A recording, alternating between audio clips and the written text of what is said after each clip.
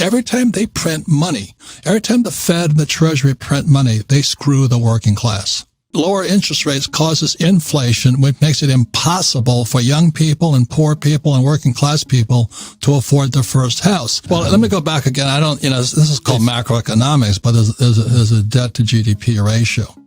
Yeah. And when it was at 90%, that meant the Keynesian multiplier was 1 to 1, 1.1 to 1. So if we borrowed money at 90% debt to GDP ratio, then the GDP grew by 1.1%. So it was a healthy economy. When COVID hit, it was 106%. And then today it's 130%. So what's the option? So when I look at any decision I'm going to make first, I want to look macro. So when I see 130% debt to GDP ratio and 90% is healthy, we're sick. And so there's three options going to come about. Number one, the U.S. may default on a dollar. I doubt that'll happen because with the U.S. Number two is hyperinflation. And number three, they're going to raise taxes. So when I'm making a decision, people ask me, what should I do?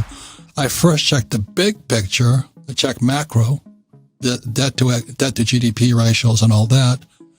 And then I make my decisions. Well, first of all, I love crashes. As you know, that's like Neiman Marcus having a sale. Well, also, if you understand what happened in 71, again, it was Lenin who said you want to kill capitalism, debauch the currency. That's what happened in 71. I'm a student of economic history. The fact is, money is created. It doesn't even exist. Yeah. You go to the bank, they don't have, let's say you want to borrow $1 million. They don't have $1 million there.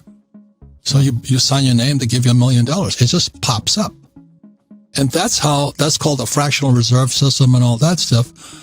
So that's why the whole system is so screwed up. But we have these college professors who don't even know what I just said.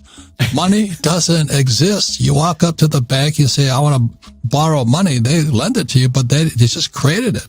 Money is created out of debt. That's happened in 1971. You think your credit card has any money in it? No.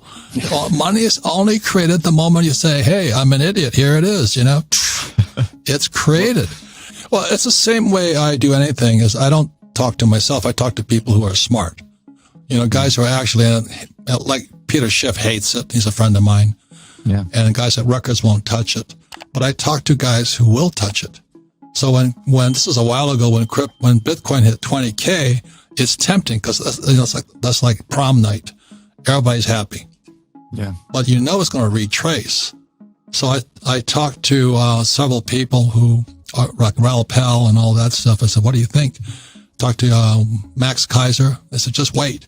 So when I retraced down from 20K to 3K, then went to 7, I picked it up at 9, and today it's about 50.